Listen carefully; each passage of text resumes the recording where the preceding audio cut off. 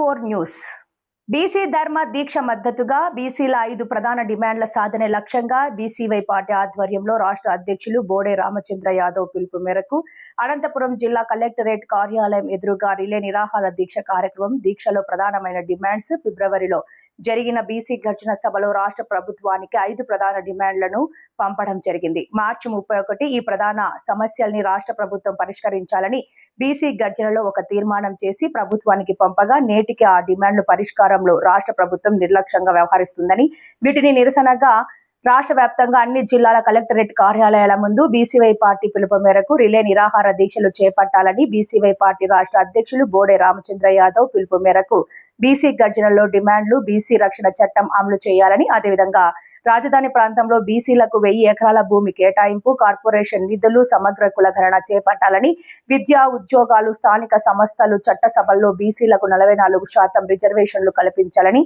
ఈ ప్రధానమైన డిమాండ్లు ప్రభుత్వం దృష్టికి తీసుకెళ్లడం జరిగిందని, నేటికి ప్రభుత్వం నిర్లక్ష్య ధోరణిలో వ్యవహరిస్తోందని ఈ సందర్భంగా రాష్ట్ర ప్రధాన కార్యదర్శి మాట్లాడుతూ,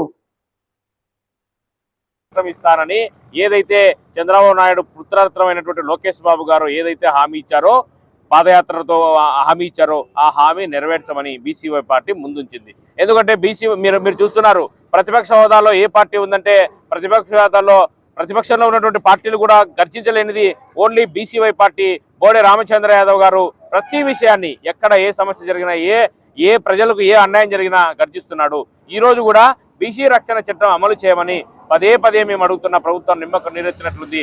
31 తేదీ గడువు అయిన తర్వాత ఏప్రిల్ 11 తేదీ విజయవాడ నడిబొడ్డున మంగళగిరి కార్యాలయం ముందర బీసీవై పార్టీ ముందర నిరాహార దీక్షకు ప్రాణాలకి సైతం ఫలంగా పెట్టి బీసీల కోసము పోరాటానికి, బీసీలకు హక్కులు సాధించుకోవడం కోసం ఒక బీసీ రక్షణ చట్టమే కాదు, మేము అడుగుతుంది బీసీ వర్గాలకు రాజధాని అమరావతిలో 1000 ఎకరాల స్థలం. 1000 ఎకరాల స్థలం ఎందుకు అడుగుతున్నామంటే, మీ వర్గాలే కాదు, సంపన్న వర్గాలే కాదు, అధికారంలో ఉండి మా వర్గాలు కూడా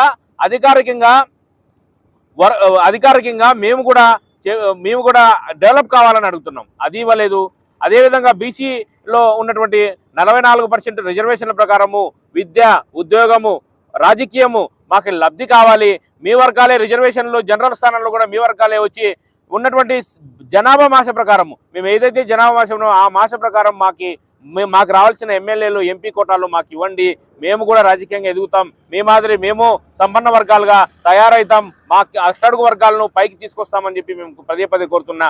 ఆ డిమాండ్లు కూడా మీరు నెరవేర్చలే. మేము కొత్త డిమాండ్లు అడగలే. ఆ డిమాండ్ నెరవేర్చినందుకు గాను ఏప్రిల్ 11 తేదీ దీక్ష, ప్రాణాలకి సాయం దీక్ష చేపట్టబోతున్నారు. ఆ దీక్షకు మద్దతుగా అనంతపురం నగర్లో బీసీవై పార్టీ క్యాడర్ అంతా కలిపి ఈ జిల్లానే కాదు మొత్తం 29 జిల్లాల్లో కూడా ఎందుకు చేపట్టబోతున్నాం, ఎందుకు దేహి అని అడుగుతున్నామంటే, మేము అడిగినటువంటి డిమాండ్ ఎక్కడ కూడా ఏ బీసీ మంత్రి కూడా, ఏ బీసీ ఎమ్మెల్యే కూడా దీని మీద మాట మెదకపోవడం వల్ల మేమంతా ఈ విధంగా రోడ్లో ఉండి ప్రజల కన్నా తెలియజేయాలనే ఉద్దేశంతో, ఇది బీసీల కోసం కాబట్టి బీసీల కోసం అంతే.